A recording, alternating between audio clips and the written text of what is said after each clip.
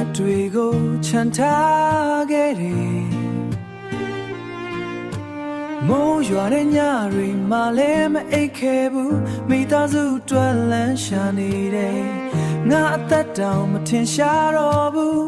အဖေမရှိတဲ့အိမ်လေးထဲမှာငါပခုံးပေါ်မှာတာဝန်ရှိလာခဲ့ညီလေးညီမလေးရဲ့အပြုံးတွေကြောင့်ငါမလဲချင်တော့ဘူးအမေမျက်ရည်တွေကိုတုပ်ပေးချင်နေငါဖေလို့ဖြစ်ဖို့ကြိုးစားနေတယ်ငါဟာအဖေမဟုတ်ပေမဲ့အဖေလို့ချင်နေသူပါမိသားစုတွေအိမ်မက်တွေကိုငါလူပေးခဲ့သူပါ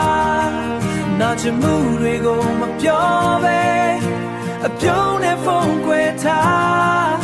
ညီလေးညီမလေးတွေငါဘဝကိုပေးဆက်ထားခဲ့တယ်လမ်းမကြီးပေါ်မှာတယောက်တည်းအနာဂတ်ကိုငါသက်ဆောင်နေတယ်မောနေချိန်မှလည်းမရက်ဘူးသူတို့အတွက်ဆိုရှေ့ဆက်နေတယ်အမေလက်ကိုကိုင်ထားပြီးငါအားနေရင်မိသားစုလဲပြုံးမယ်ဆိုတာငါသိတယ်အမေမျက်ရည်တွေကိုတုပ်ပေးချင်နေငါဖေလို့ဖြစ်ဖို့ကြိုးစားနေတယ်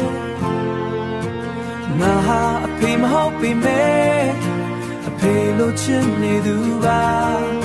မိသားစုတွေအိမ်မက်တွေကိုငါဖြည့်ဆည်းပေးခြင်းငယ်နာချင်မှုတွေကိုမပြောပဲအပြုံးနဲ့ဖုန်းခွဲထားညီလေးညီမလေးတွေငါဘဝကိုပေးထားတနေ့နေ့မှသူတို့အိမ်မက်တွေတကယ်ဖြစ်လာရင်ငါပင်ပန်းမှုတွေကုန်လုံးတမိုးရှိသွားမယ်ငါမတောင်းဆိုဘူးဘယ်အရာမှ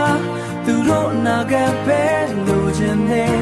အဖေလိုနေတဲ့ဒီဘဝကိုငါမနှောင့်ရဘူးငါဟာအဖေမဟုတ်ပေမဲ့အဖေတက်တောင်ချစ်ခဲ့သူ